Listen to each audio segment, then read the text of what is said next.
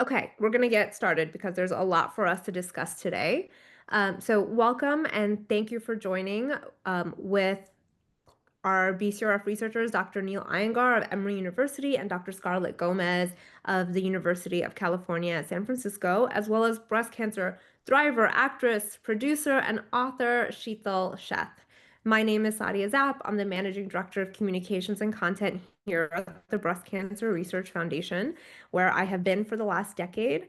And I was diagnosed with breast cancer at the age of 36, about 7 years into my time at BCRF. So I'm really excited to have this conversation specifically about AAPI women and what we need to know because breast cancer is the most common cancer among Asian American, Native Hawaiian, and Pacific Islander women. But most of us, many of us don't realize that the risks are rising, and especially for younger women under 50.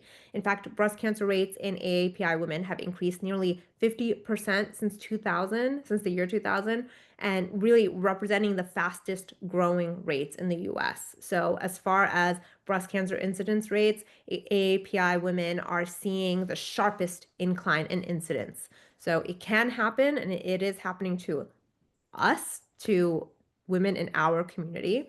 Sheetal, you were one of those women and have talked openly about your diagnosis. What do you wish the health community, just at large, talked more about? Yeah, thank you. I don't think I realized how common it was. I always thought about cancer as an older person's disease. And so I was obviously shocked when I was first diagnosed. I was diagnosed at 42 years old initially. And I also wished that the community really talked about kind of caring for ourselves and the specific things we can do daily early on when I was just going to my doctors as a person, primary care, whatever it is, all the different doctors that I would see young. And people didn't talk about the health and lifestyle kind of norms that I do think really make a difference. We know this now, research wise, that make a difference in terms of our overall health and with cancer. And it's not talked about in a way that I think really stressing how important it is to make these lifestyle things our norm. Mhm. I mean, I think what's resonates especially with me is again, I was also 36 when I was diagnosed, and it's not. I really represent that statistic. This idea that not this idea, but this fact that women of all races and ethnicities, Asian American women are seeing the sharpest incline in incidence, particularly in younger groups. So I think exactly what you said to me, this idea that, it can't happen to us, it's not common because back home it is less common. It used to be less common, right? And so for me in my community, I'm Bangladeshi American. It is not unheard of, but certainly was uncommon during my mom's, generation when she was growing up. But now we know that rates are rising globally, and so breast cancer is the most common cancer in Asia. But Dr. Gomez, you're specifically studying the trend of rising incidence in AAPI women and how genomics can collide with the environment to contribute to breast cancer in this population of women. Can you tell us about your BCRF funded project and what you're learning?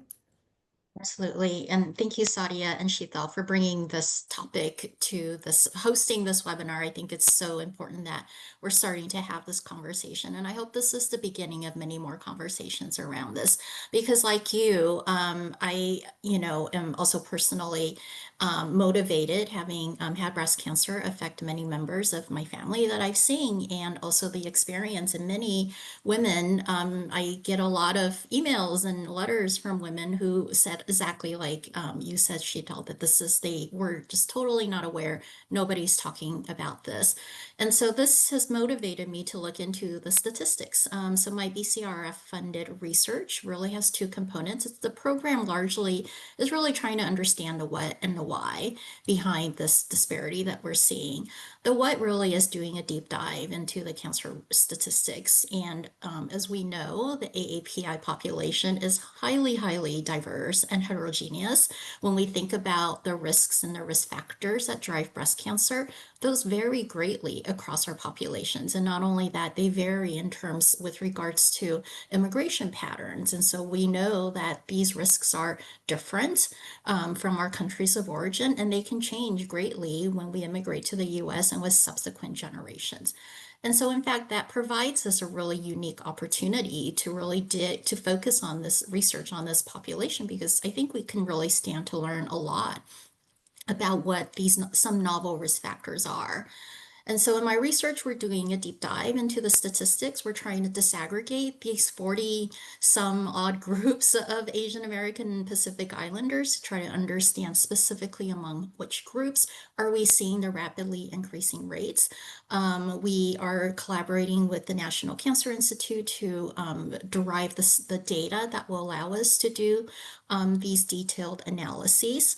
And so far, what we're finding is that, yes, as you mentioned, rates are going up very rapidly, the most rapidly among Asian Americans, Pacific Islanders combined as a group, but in fact, more rapidly in some ethnic groups and among younger women as well. And in fact, the latest data point we have suggests that some ethnic groups of Asian American women now have the highest rate of breast cancer among women under 50 in the US. We also are looking at it by stage of diagnosis. Some people say, well, maybe we're just screening more. In fact, screening remains the lowest among many Asian American ethnic groups. And we're seeing that, in fact, the largest, highest, fastest increases for distant stage disease. So that tells us that it's not just screening. We also know from our research that there is a reversal. It used to be that risk starts out low in Asia, and then it starts to go up when an Asian American immigrates to the U.S. Some recent studies are suggesting that may be reversed. In fact, we're seeing higher risks among foreign-born Asian Americans relative to U.S.-born. So there's a lot to learn, and some of this research suggests that it's not just due to the established risk factors that we now know to be associated with higher risks. So there's something else going on, I think, that we can learn from studying Asian Americans. And that's the second part of my BCRF funded study, which is called the CRANE study, which is we're currently enrolling Asian American women across California with and without breast cancer to try to understand the why. What are the risk factors? And how do women enroll in your study?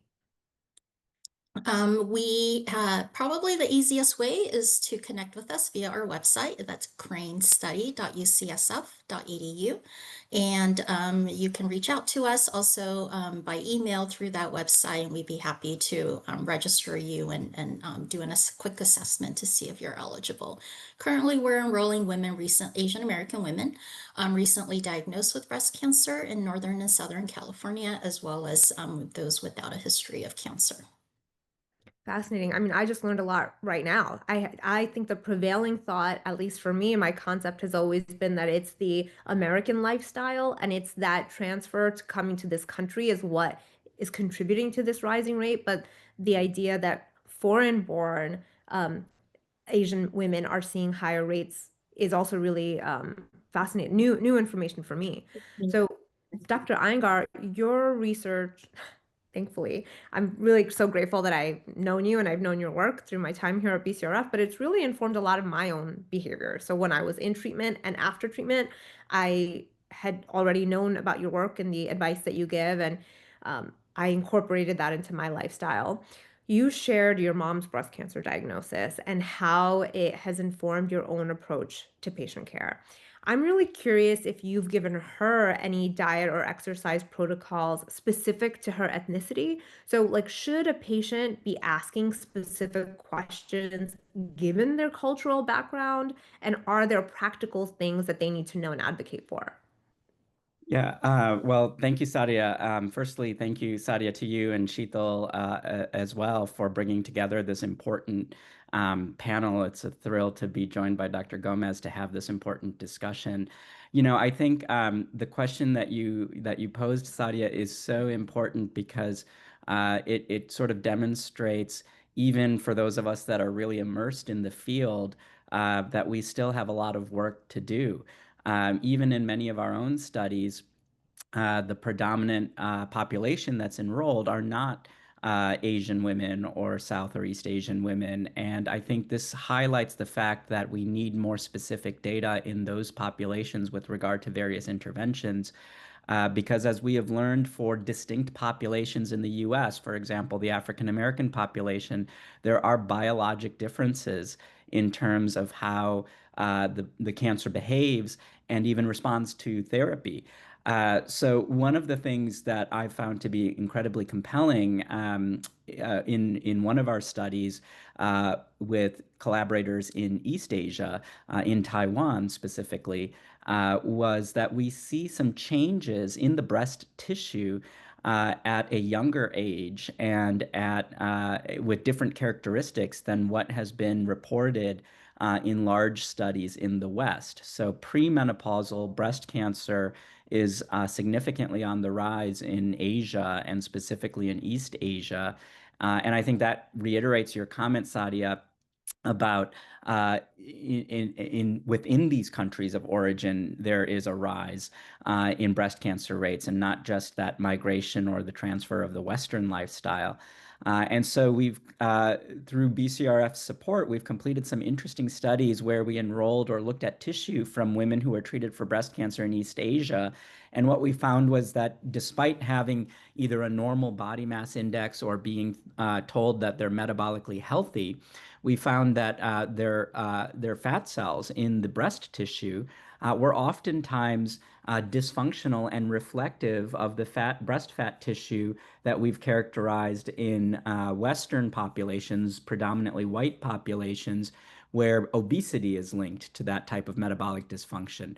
In other words, it's sort of metabolically driven cancer development, but in a completely different population in whom we would otherwise not characterize them as being at risk for metabolically driven cancers. So we need to do a better job in terms of risk stratification. Now, that was a long preamble to your specific question in terms of my mom, as you mentioned, and as I've been public about, she was diagnosed with breast cancer several years ago. Um, and certainly, there were all kinds of issues that we dealt with, that a lot of which had to do with cultural norms and cultural traditions in terms of the types of things that our own family, despite the research that I do, our own family telling her to do in terms of her diet and her lifestyle.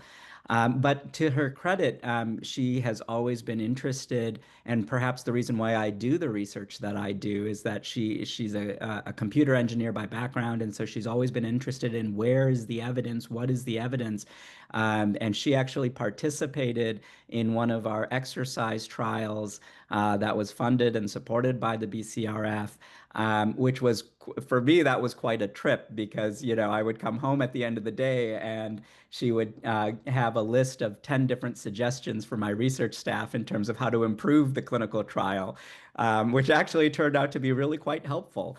But, the kinds of things, the kinds of discussions that we would have at the dinner table would be how we can culturally tailor some of our diet and exercise recommendations. We certainly know that there is, particularly in South Asian communities and Indian communities, that there is a lot of ancient wisdom in terms of what we can do with our lifestyles. But there's also science that has evolved, which can better inform how we can adapt some of that wisdom. And so, in a culture that, particularly for those of us that are vegetarian, in a culture that predominantly consumes carbohydrate-based foods, there are ways to enrich those diets to shift towards more complex carbohydrates. And in fact, some of our traditional foods are complex carbohydrates, like lentil flour-based foods and so forth. And so much of our conversation was around how can we still consume a traditional dinner, but really shift that menu to be more supportive of foods that are healthier and support her treatment that she was going through at the time, in addition to supporting exercise and physical activity. And so that really, for me, opened up this idea that, we spend a lot of time thinking about our studies in Western populations and making sure that we're pursuing culturally tailored interventions. We really need to do more of that in high risk populations like Asian populations as well. And speaking of that, you touched on a number of things I want to dive a little bit deeper into. So, you know how I love to talk about GLP-1s. South Asians, Filipinos, and Pacific Islanders specifically have higher rates of diabetes than their white counterparts and are prone to developing type 2 diabetes at younger ages with lower body weights. And I think that's really important because literally every person in my family, both my parents, all of my grandparents, innumerable aunts and uncles, all have developed type 2 diabetes. None were born with it, but they eventually developed it. And it was kind of, in our family, it's just when you're gonna, it's just inevitable. Like we all know at some point you're gonna get diabetes. Um, Given the higher rates of insulin resistance, is there a role for these drugs specifically in Asian populations, but to reduce cancer risk? Like, what is your take there? Yeah, such a great question, Sadia. I think that this sort of raises the broader point that the way that we characterize metabolic risk is really based on studies that have been done in Western populations, U.S. and European populations.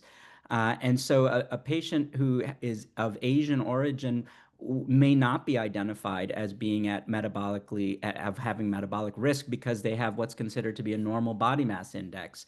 And we know that the BMI definitions for obesity are lower in Asian populations, but even that is not enough to appropriately stratify metabolic risk.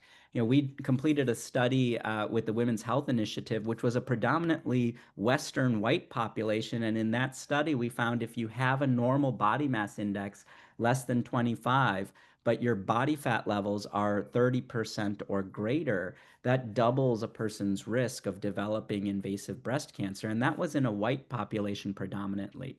I would argue that if we were able to replicate that study in India or Asia, we'll probably find much higher rates of what we call metabolic obesity or excess adiposity in the setting of a normal, and I should say that in air quotes, a normal body mass index. And so then that raises the question of should we be actually using interventions, fat loss interventions, and now we have medical therapies for this, like the GLP-1 receptor agonists. Should we be using those with different indications for Asian populations? And I think ultimately that's where the field is going. I tell my patients that we should be, especially if they're Asian, that we should be keeping an eye on your body composition. And I would prefer to know what your body fat levels are rather than your global weight and your body mass index. And I could foresee a world where we're thinking about the GLP-1 receptor agonists not only to treat classical obesity, a BMI of over 30, but where we're using them to manage body composition and fat mass. Now, this is a little more complex because the GLP-1 receptor agonists can favorably lower fat levels, but they can also negatively impact muscle mass. And so we have to combine these with lifestyle interventions. But I think your question is spot on that as we generate more evidence and data, I suspect that we can start utilizing these medical therapies at different BMI levels and better characterize metabolic risk, particularly in Asian populations. And that could mean different doses of the drug, it could mean different durations of the drug, or even how we use them, whether it's intermittent usage or induction maintenance kind of approach. So ultimately, yes, I do think that these will be helpful, particularly in Asian populations. The question you pose about cancer risk is a really interesting one, and we're starting to see, and that's an unanswered question for most populations. And we're seeing some really interesting data showing associations between the use of GLP-1 receptor agonists and a lower risk of several cancers. Interestingly, the breast cancer story has been complex. We don't yet have direct data that their use lowers breast cancer risk. But I think that has to do with the fact that breast cancer is actually many different types of cancer under one umbrella, and that we need longer follow-up times, particularly for breast cancer. So I think that preliminary data are looking promising for cancer risk reduction with these medications, but certainly a lot more work to be done. Well, that's so fascinating to me because I think in our family, among my sisters, we are all just waiting for that shoe to drop, right? That diabetes shoe to drop, but I don't want to, right? So that's what we're trying to prevent. But Sheetal, did you find yourself facing cultural barriers during your own diagnosis? How did you find, especially in your family, how did your diagnosis kind of come across? How did you communicate that with your family? And did your cultural background impact your treatment? Yeah, I mean, I think that it's still considered taboo. As much as we are talking about it, I do think it's still considered taboo. And I think when I did talk so openly about it, it definitely, everyone had different ideas as for whether I should or I shouldn't. But I've always been a public person, and I felt like the amount of information that I was learning, that learning curve, I just felt like this information and these resources should be available to everybody. It should be out there publicly. There shouldn't be accessibility issues to this kind of information. And so that was really at the heart of why I spoke about it. I didn't really care that it was taboo. I felt like we need to kind of break the ceiling on that. And honestly, what I found to be most frustrating is people in the health community confused me because there was so much varying information. I think Dr. Iyengar spoke about kind of the ancient traditions of Ayurveda, which I feel like is a really wonderful baseline to start with, but obviously modernizing it and making it in a way that we can obviously take and use in our lifestyles is something that I was always looking for, but many doctors either brushed it aside or were like, it doesn't matter. Even with the nutrition and lifestyle things that I would ask about, doesn't matter, is what I kept hearing.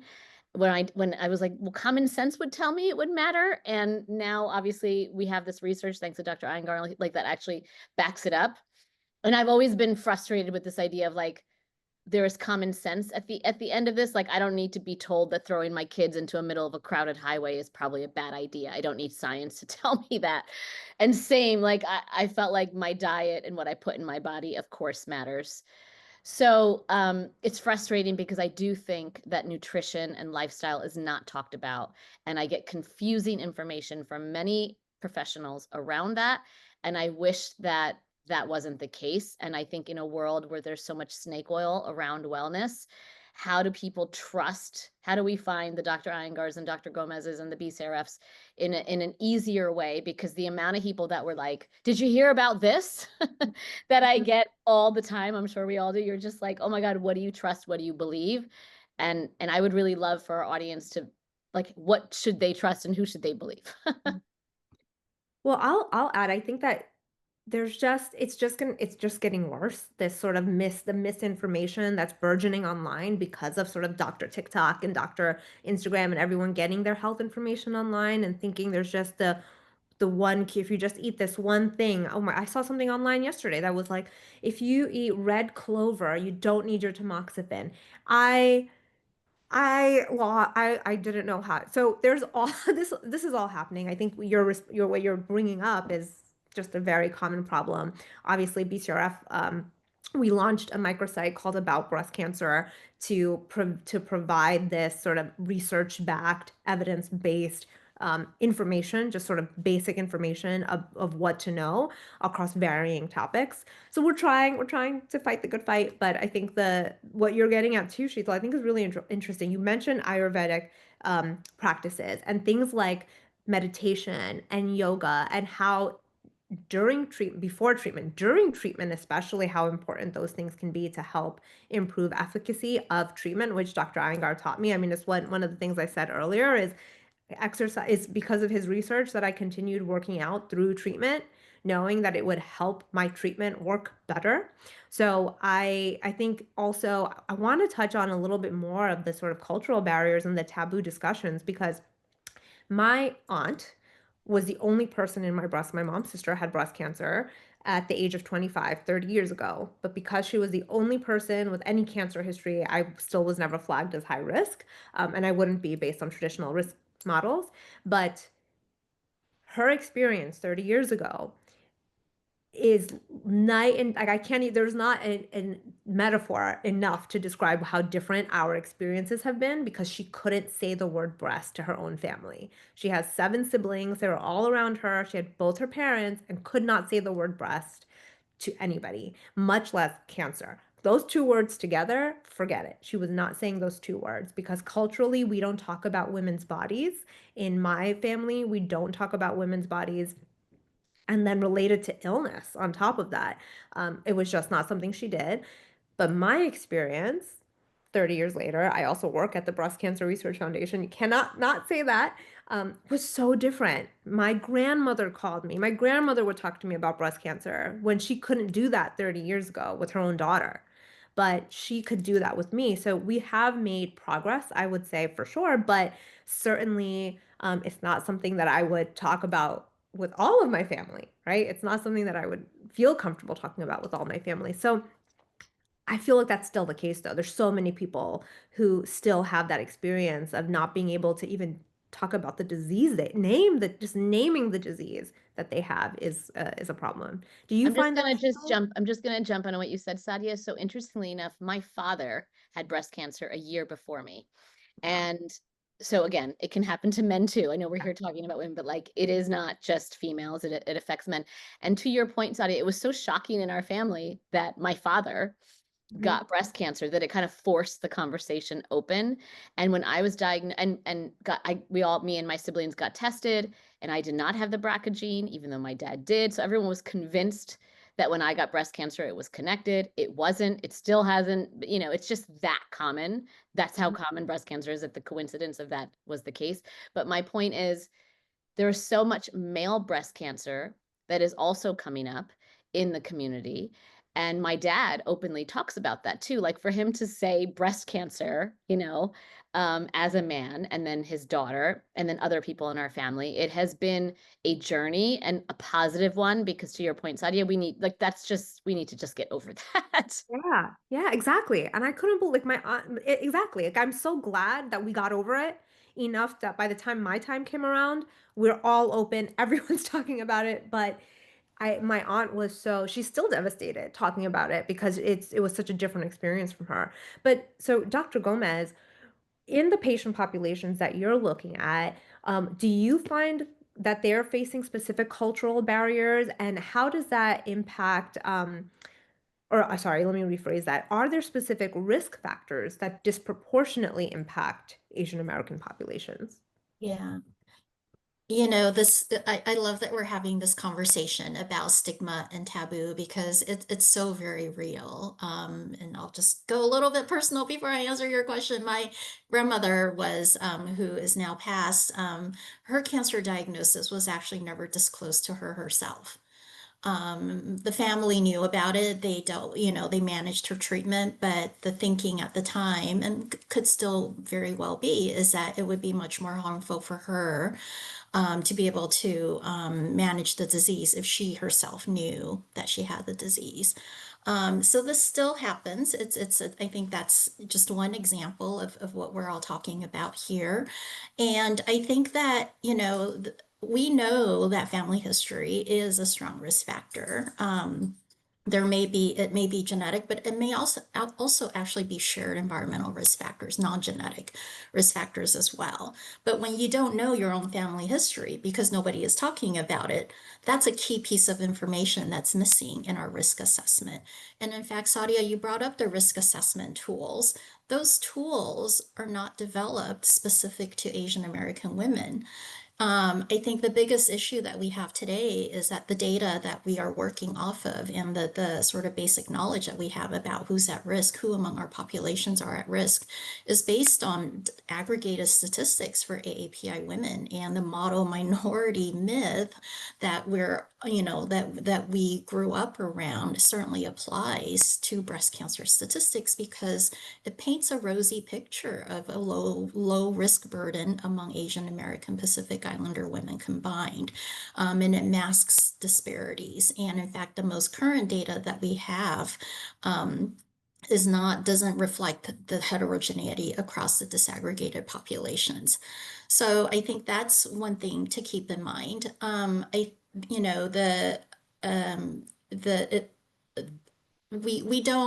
think that there are certainly unique risk factors. That's why we're doing the Crane study. And I'm glad that earlier you brought up the idea of mindfulness and stress. We hear from the communities among the patients who've been diagnosed that the first thing, the number one thing that they'll know to us is stress. I think it was stress. We face a lot of unique stressors as a process of immigration. Many of us who are families who left our native countries, left for various political reasons or war-torn countries, and the process of settlement can itself be very stressful. We also know that there's been increasing rates of anti-Asian hate and discrimination in our countries. We tend to be a fairly stoic populate. Many of our cultures are fairly stoic, and so that we're taught not to let it get to us. But so this idea of stressors over the life course and coping mechanisms, coping styles to those stressors, I think has unknown effects on our risk. We talk about metabolic. We also know that there is an immune and inflammation component to breast cancer and risk and progression. So that's a pathway and a set of stressors that we're really interested in exploring further that we think may be unique to Asian American populations and their risk of breast cancer. Fascinating. I mean, Dr. Iyengar, we just talked about how can we fit in Ayurvedic practices like meditation and yoga. I will say, I'm curious how you, especially as someone who is so deeply entrenched in understanding our body composition and exercise and those roles. How do you see some of those practices, especially knowing, I mean, it's funny, a lot of the sort of trendy supplements that people take today, turmeric and curcumin, those are all just basic ingredients that we eat every single day in our culture. But I'm curious how you might see our traditional, like things that you mentioned earlier, sort of old world medicine fitting today. Yeah, such a great question, Sadia. I think, and Sheetal alluded to this before. I think that we certainly, as a culture, a lot of the culture has learned from Ayurvedic medicine is actually embedded in our practices. But of course, one of the challenges, particularly as the diaspora, is that we sort of move away from some of those traditions. And in addition to that, I view the learnings from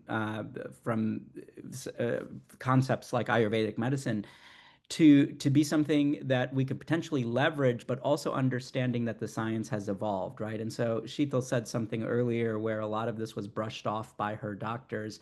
And I think that's because there is this sort of dichotomous paradigm in medicine where we look at either this is evidence-based or this is not, right? And I think that's fair. We want to practice evidence-based medicine.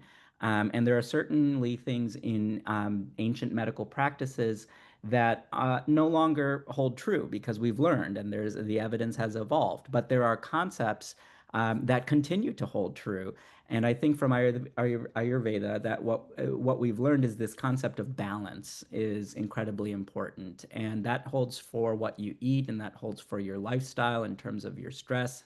And how you internalize things. We do live in a very chaotic world, but how we internalize that chaos is really critical on our physiologic processes as well. And there's been plenty of interesting research demonstrating that our stress levels, for example, can modify at the cellular level some of those processes and can even modify response to various therapies. One of my colleagues here at Emory, Dr. Shipra Gandhi, has shown that stress levels correlate with the function of immune cells in the microenvironment. And that you may be able to modulate that, yes, with medications such as beta blockers. So there's a modern medicine piece, but you can also modulate that with meditation, and there's an ancient wisdom piece. So I think rather than brushing it under the rug, as unfortunately Sheetal's experience was, what we need to be doing is understanding where can we leverage some of that philosophy in combination with the modern science. I think eating and our diets is a major example of where we can leverage some of the wisdom from Ayurveda, because as you said, Sadia, there are a lot of supplements which have really kind of used a reductive approach to isolate the active ingredient, and it's not surprising that clinical trials have demonstrated that many of these supplements do not achieve the primary endpoint or the goal. There have been a couple of turmeric trials or curcumin trials, for example, which were negative trials. And, I think that it's unfortunate because then the medical community, those of us on this side of things, sort of brush it off as it doesn't work.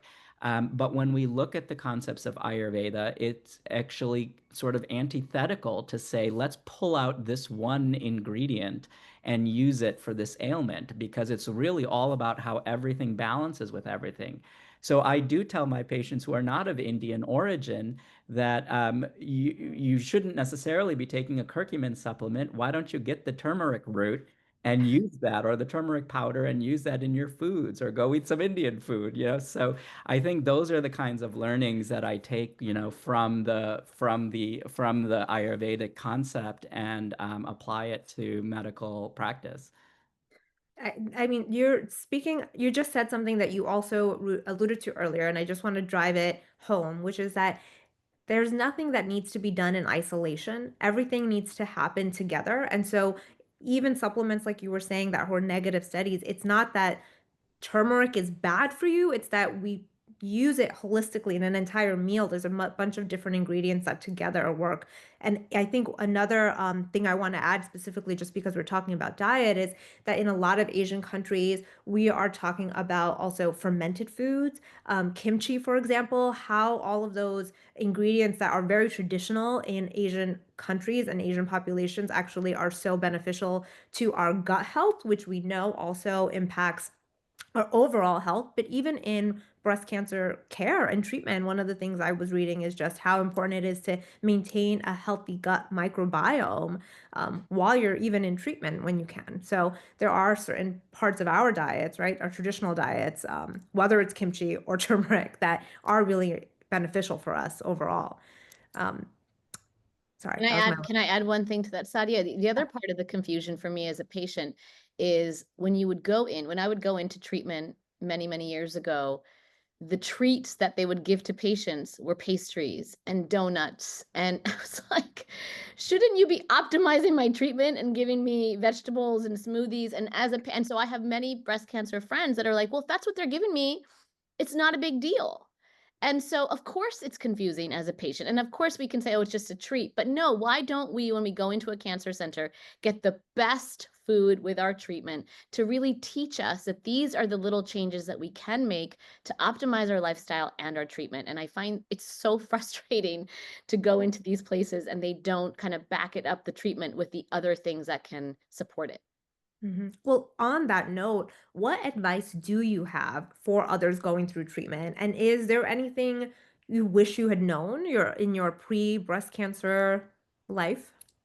I mean, and I'm sure the doctors here can obviously add to this, but I do think the exercise, the diet, the sleep, I really did brush off the importance of. I've always been a very healthy person, but now it's at another level and it's much more intentional.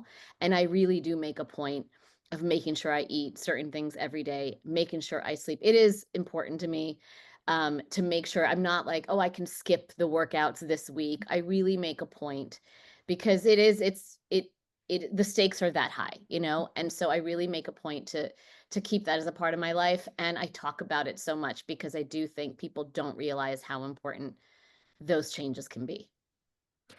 And one thing is so interesting. My mom, like when in my childhood, growing up exercising, and as I got older exercising, I think in culturally for us, because physical activity happened just in daily life, it was just sort of practical exercise. It wasn't something you actively went out and had to do because we are so in today's day, we are so sedentary. My parents, like my mom, also just couldn't.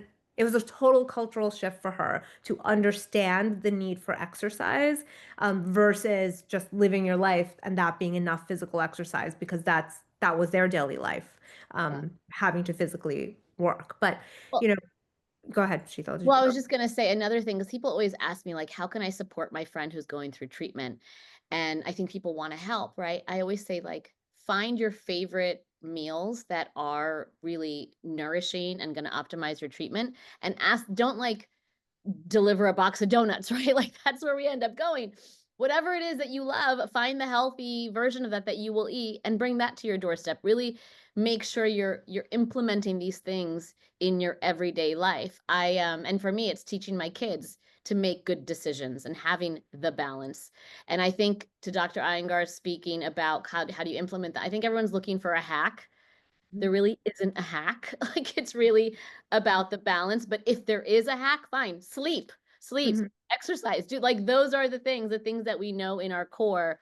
Mhm. Those are the hacks, and making sure that, and I will tell you this, the thing that I tell people all the time, because they're like, well, your healthy choices didn't seem to matter. You still got cancer.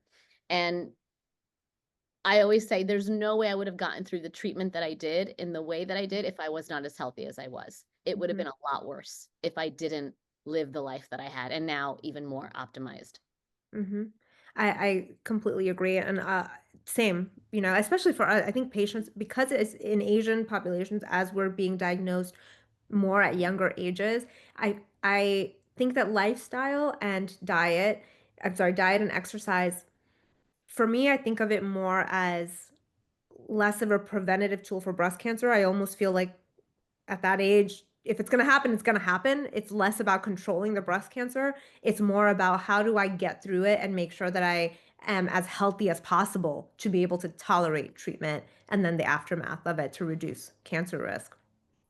Um, Dr. Iyengar, we're going to switch to Q&A soon, but I have two more questions one for you and one for Dr. Gomez. But first, given the rising rates in breast cancer, we've talked about it a lot, especially among Asian American women. What do we need to know about screening, especially given the fact that Asian American women are also more likely to have dense breasts than the general population? And first of all, why is that important to know that we're more likely to have dense breasts? And if we do, which you very likely do, what does that mean in terms of screening? Yeah, this is such an important question. I just really quickly want to follow up on two things that you and Sheetal said before I address this question, because they're just so important. Sheetal used the concept of being intentional, and that really is the first behavioral shift that I find that many patients will make that predicts their success at making those lifestyle changes, right? We have to remember, going back to the concepts of Ayurveda, that eating and meal times were so central in terms of your life, right? You would, and still in our culture, you plan events around meals. I know my mom plans her days around meals, right? And some of those meals take days to prepare. But of course, we live a fast-paced lifestyle, and we've sort of moved away from that. We can still be intentional and be quick about our meals. And I think that's really important, is to really think about what we're putting in our body, as Sheetal said. That's just so incredibly important. The other piece is that, Sadia, you had mentioned this concept of being young, and if you're going to get breast cancer, you're going to get breast cancer. And both of you had mentioned living a healthy lifestyle didn't necessarily prevent your breast cancer. We have clinical trial data that shows us that people who had a healthy lifestyle before their cancer diagnosis have better survival rates and better treatment tolerability and better treatment response after a cancer diagnosis. So all is not lost because of that cancer diagnosis. That benefit will continue after that diagnosis. And we also have data that even women with a BRCA mutation, some of those poor metabolic habits that lead to high insulin levels can still cause those breast cancers to present at an even earlier age. So this is Mhm. all very important, particularly for our young people. So getting to your question, screening is incredibly important, especially for high-risk populations, which I would say now the Asian population is. It's really important that you make sure that the center where you're getting your screening is using the most up-to-date screening techniques. So most centers are now using tomography or 3D mammograms, if you will, and so that's going to be important. But we also know that if you have dense breasts, adding an ultrasound to the mammogram is incredibly important. The younger you are, the less accurate or the less useful a mammogram is, and that has to do with the breast density. So read those mammogram reports that you get, and if it comments on high density or highly dense breast tissue, if you haven't gotten an ultrasound, ask about it. Especially for the Asian community, we need to be asking those questions and cognizant, because most screening tests were validated in Western populations, Western predominantly white populations. So these are important factors to be aware of. And so if you're asking for supplemental imaging, what is it that you're asking for? Yeah, it's mostly ultrasound. And frankly, most centers should be doing ultrasound as part of the screening for younger women. We assume that breast tissue is going to be dense anyway. Now, of course, we don't want to put people, the danger of doing too much imaging is that you'll get unnecessary biopsies, right? So there is a balance. And I think that if you're sort of on the cusp in terms of your age, starting with a mammogram, and then looking at the density to determine if you need to supplement that with an ultrasound is fine. But for those that are particularly young and have a history of breast cancer in their family, or are already known to have dense breast tissue, ask for an ultrasound. And just while we're on this topic, we got a question that was specifically about this. And there's one specifically about self-exams. And I just want to add that if you're younger, if you're under the age of 40 and you're not flagged as high risk and therefore not receiving any screening, then knowing you're normal and doing regular self exams is all you can do. That's the only form of screening you have. So I would encourage specifically younger patients, people who are not being regularly screened, to do self exams, primarily just to know your body, so that when you do have changes, and that means physically looking in the mirror too, because it could be redness of the skin, it could be dimpling of the skin, and any changes really that persist for at least a month, to just knowing you're normal and knowing when something is different, is that's the key, I think. So just wanted to answer that while we were on it. But one final question for you, Dr. Gomez. How are you hoping that your research will help us identify those high risk women in this population, especially given how diverse this population is? That's a great question. I think both of the studies that we're currently conducting within our BCRF portfolio really is aimed at trying to answer that exact question. For one, we're really hoping to do this deep dive into the disaggregated statistics so that we can provide the data that we know that clinicians need to use. And so, it's often challenging. I can attest for myself personally, going to my doctor and trying to make the point that we just said, Asian Americans are at high risk of breast cancer. And the response that I received was, no, you're not. I saw the statistics. And so we're not, it's our responsibility, those of us who generate the statistics, to make sure that we are putting out the best statistics possible to that the clinicians can make this kind of informed decision. So that's one. Two, with our Crane study, we are hoping to be, a common theme that we've been hearing in this webinar is that Asian Americans are underrepresented in research and clinical trials. And so that the data that we're making decisions off of today don't represent us, or we're not reflected in these data. So that's what we're hoping to do with the Crane study, is to make sure that we are represented. Most likely a common approach these days is we pool data across multiple studies. Right now, there just aren't enough data points for Asian Americans, certainly not reflective of the diaspora of all the Asian American cultures. So that's what we're hoping to contribute with our study, so that someday, ultimately, hopefully soon, these risk assessment tools can be specific to the different Asian American groups.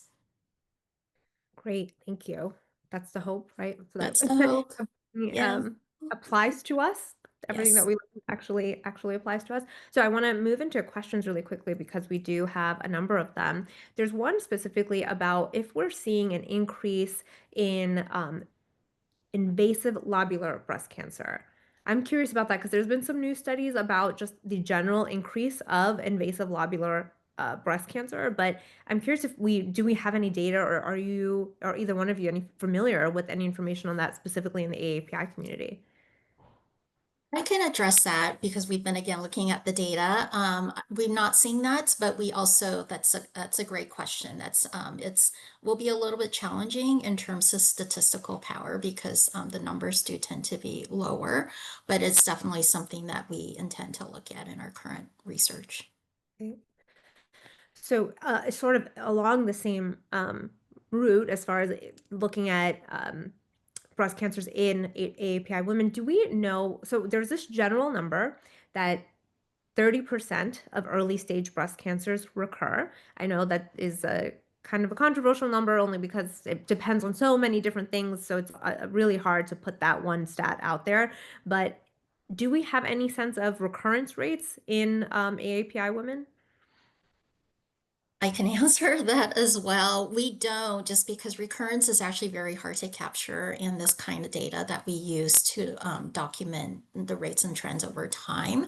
We are doing one study right now. It's within using electronic health records data from one single integrated healthcare system. And in fact, the preliminary results that are coming out are showing that Asian Americans with breast cancer seem to have slightly higher recurrence rates relative to non-Hispanic white women, but their survival is better. So in fact, the study, it's funded by the NCI that I'm leading, is addressing this pattern that we're seeing, this trend that actually, and as Dr. Iyengar and Sheetal mentioned earlier, once diagnosed, Asian women tend to do better in terms of their outcomes, specifically outcomes. And we don't know why, but we're doing this other study because we think there's a lot we can learn about that. Is it the, wellness? Is it that they do tend to have, they came into the diagnosis, with generally healthier lifestyles? We don't know. Do they tolerate treatment better? So those are some of the questions that we're trying to answer in this other study. Yeah, that's a I know, I knew that was a complicated question when I saw it, and so thank you for answering that. There is a question here specifically about when someone should use contrast, so contrast enhanced mammograms, and or using the new AI diagnostic tools that are available at some health centers.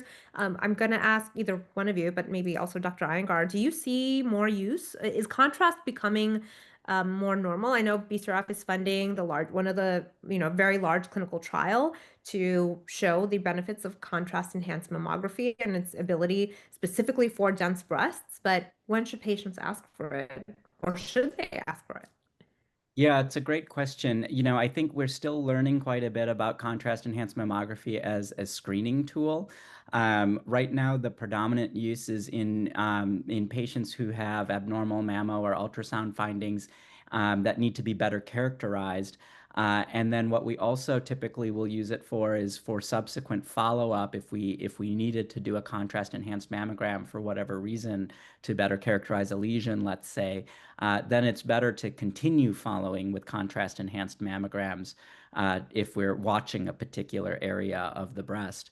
I think it's a very exciting new tool. It is contrast like you would get for a CT scan, for example, so it's more involved than a standard mammogram, but it does help us to better look at the architecture of the breast. I think for younger women, this is particularly attractive, as you mentioned, because of the density of the breast and also because of menopausal changes in the breast. The breast architecture does change cyclically with menopause or with menstrual cycles. And so this is something that where contrast enhanced mammography may be able to shed some light on whether or not we're looking at something like a benign cyst or whether we're looking at something that needs to be better identified. So I would say if you're dealing with a mammogram or ultrasound report that is equivocal or has some question to an area of the breast, ask your doctor whether or not a contrast enhanced mammogram would be helpful in that setting. Or if you've had a contrast enhanced mammogram, it would be appropriate to ask your doctor if your follow-up screening should continue to be contrast enhanced mammograms. Great. And there's another question here. We talked a number of times about stress and the impact of stress, specifically in how stress might present itself in Asian populations. There's one specifically about ambition and career, and that being a cause for stress. I'm curious about how you can help us talk through the difference between acute stress and chronic stress and its role in terms of breast cancer incidence. That's a great question. So typically, we characterize acute stress as either limited to a period in life that's tied to a life event. So this could be a death in the family, for example. It could be moving. It could be a variety of time-defined events. There are also acute stressors that are related to physiologic events. So if you've had a particular medical problem, certainly a myocardial infarction, for example, is an example of an acute stress event, both for physiologic reasons, but also for psychosocial reasons as well. And so these are generally events that have a time period defined, and are often associated with acute fluctuations in hormone levels like cortisol, but also inflammatory cytokines and other cytokines as well. Chronic stress is when this sort of acute stressor has been dragged on, if you will. And that oftentimes has to do with how we live our day-to-day lives. But what I am particularly intrigued by is some recent research, particularly from psycho-oncology groups, suggesting that chronic stress is really related to how we process and internalize stress. And this sort of gets back to our discussion about ancient wisdom, because the Ayurvedic and Indian texts have talked for a long time about how we internalize things and how we strive to do our best, but shouldn't be attached to the outcome, right? And so that question about career and ambition and stress related to that can actually be a healthy stress that helps to drive us to achieve the things that we want to achieve. But if we're constantly internalizing it in a negative way that puts ourselves down, that we didn't measure up to our own standards constantly, this can then lead to a physiologic state that may not be something we can detect on a blood test or other acute type of testing, but is a subclinical chronic stressor on our systems, which we're learning not only is bad for us mentally, but physiologically as well. Well, thank you. Thank you all, first of all, for joining. We're coming close to the end of our time. I do want to leave some room for you all to share any final thoughts. I will just end on one funny story, and I think a lot of people will relate to this, being Asian, but I finished chemo, and after finishing chemo, I was hoping that I would go in and they'd say, you have no evidence of disease anymore, right? I got 100 on the test. No more cancer left in my body. When they said I still had some cancer left in my body, I was so mad. And my surgeon was like, "What do you mean? It was you got such great results. It really shrank." But I said, "No, but I didn't get 100. Like I didn't get the bonus score. You don't understand. My dad is not going to be happy." Like, what? This report card is not perfect.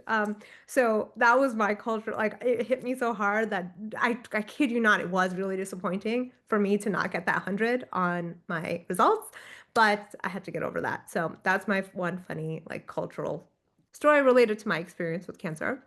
But any final thoughts you all wanted to share? I'll share one thing. I find for me, the biggest lesson has been, and I'm really happy that I'm young enough to still live it, is really prioritizing joy. And I think it's undervalued. I think we live in a world of FOMO, and I've really embraced my JOMO era, which is the joy of missing out. Love And it. I really do think there's a lot to it. I often look at my calendar and I think, oh my God, what is all this? Where is the joy, whatever that is for you? Whether if that's alone time, meeting up with friends, taking a walk, listening to music, it's so important. And I do think is a big reason why I am doing so well. And I always say to my friends who have kids who are like worried about missing going to the thing, that I will never regret and they will never regret spending more time with their children. So if me not going to the thing means I get to stay home and put my kids to bed, I am so happy to do it. So embrace the joy. I love that. Well, thank you all so much. Thank you, Dr. Gomez, for dialing in so early in the morning on the West Coast. Thank you to our West Coasters who are listening in. And thank you, of course, Dr. Iyengar for joining, and Sheetal. Thank you so much for proposing that we have this discussion. I'm so grateful that we got to really talk about our community. So I appreciate you all, and we will thank you all for joining. We will have this recapped and available on our website shortly, soon in the next few days, and you'll be able to share this online. So thank you again. Bye all.